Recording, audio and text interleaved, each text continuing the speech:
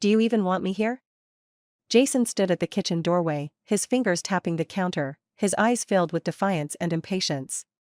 I gripped the towel, shoulders tense, my breath slightly uneven. 2 years together, arguments, compromises, and endless repetition.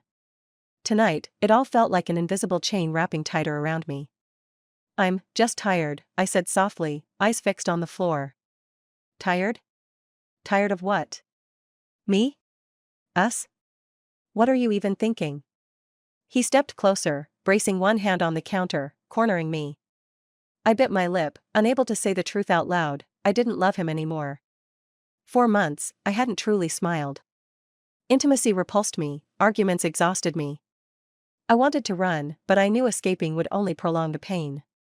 You don't even care about me. Jason raised his voice. You don't want to be with me, but you keep saying you do. I care, I said, lifting my head, my voice steady. But that doesn't mean I can lie to myself, or to you, and say I still want this relationship. So you're leaving? Right now? You'll regret it. He slapped the counter, making the glasses rattle. Not this time, I said, eyes full of determination.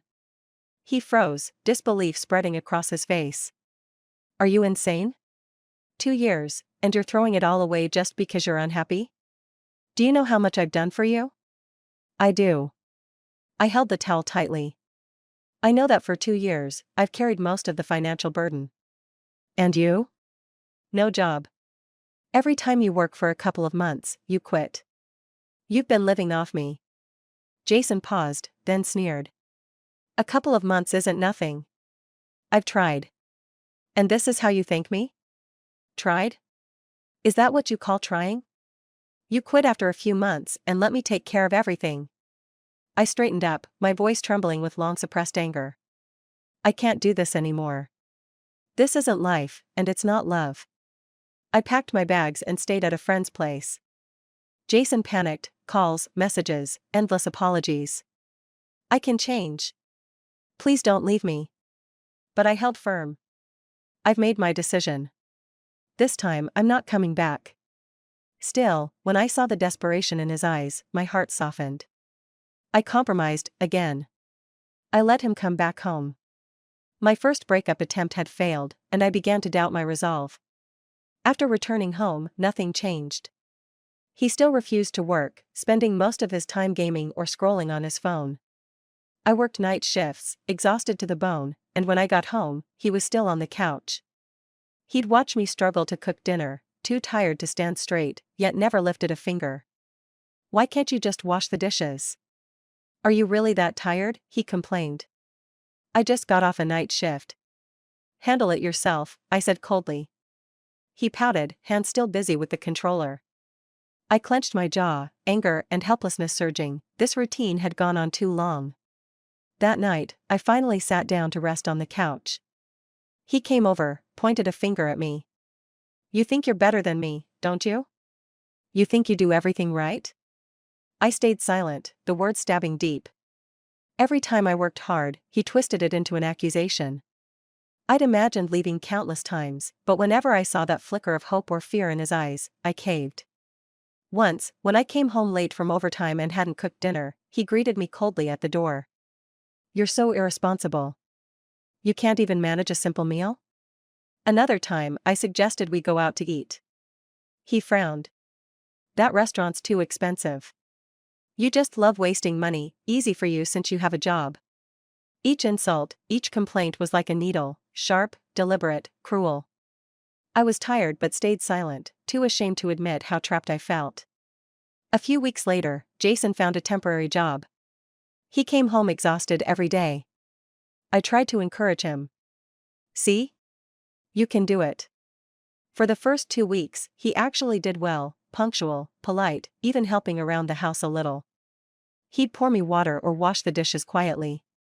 I almost believed he might change. But gradually, he slipped back, late to work, complaining about the pay, finding excuses to stay home. 2 months later, he quit again. Back to the couch. Back to the games. Living off my cooking, my cleaning, my paycheck. I couldn't take it anymore. You fail again and again, and I keep forgiving you. This isn't a life. He lowered his head, voice trembling. I just need time.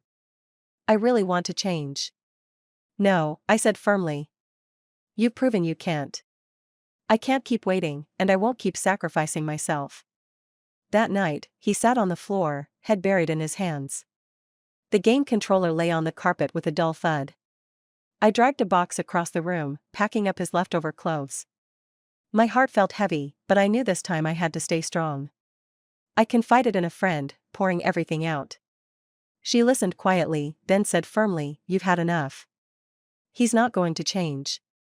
You have to hold your line." And so I did. Jason watched as I packed, his anxiety rising with every box. "You can't just move out. You can't do this to me." "I'm not doing this to hurt you," I said calmly. "I'm doing it to live." He grabbed my arm, his voice shaking. "If you leave, what am I supposed to do? I don't have a job." I gently pulled away. "You'll figure it out. But I can't keep drowning with you." Each item I moved felt like reclaiming a piece of freedom. Still, my chest tightened, leaving meant it was truly over. There'd be no more second chances.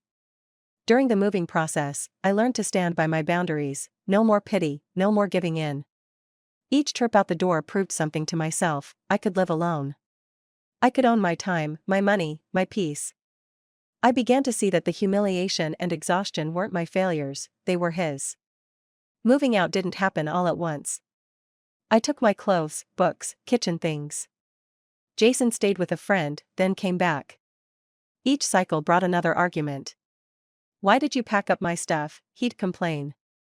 "Because you need to understand this place isn't your safety net anymore," I'd reply calmly. The back and forth dragged on for 2 months. He'd pick up short jobs, quit again, slide back into old habits. Each cycle hardened my resolve. I stopped letting his emotions pull me back. Finally, I decided to leave for good. I packed every last belonging, loaded the car with boxes, and refused to look back.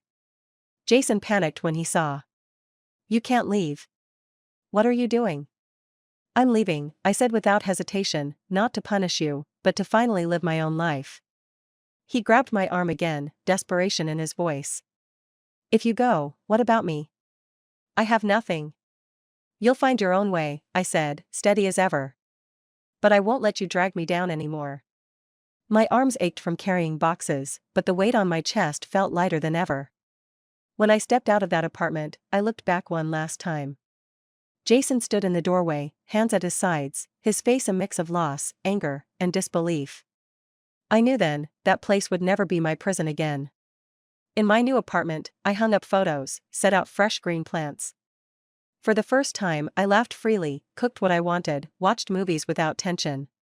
Sunlight spilled across the floor, a breeze brushing my face. I felt freedom, real, solid freedom. A friend texted, "You actually moved out? That's amazing." I replied, "Yes. I can finally live for myself." Now, my days follow my rhythm: weekend markets, yoga, books, small dinners with friends. Every tiny ritual reminds me that I've taken back my life. Sometimes, the old shadows flicker at the edges of my memory. But I know now, I own my choices, my peace, my future. Taking a deep breath, I smiled. This time, I knew, I was never going back.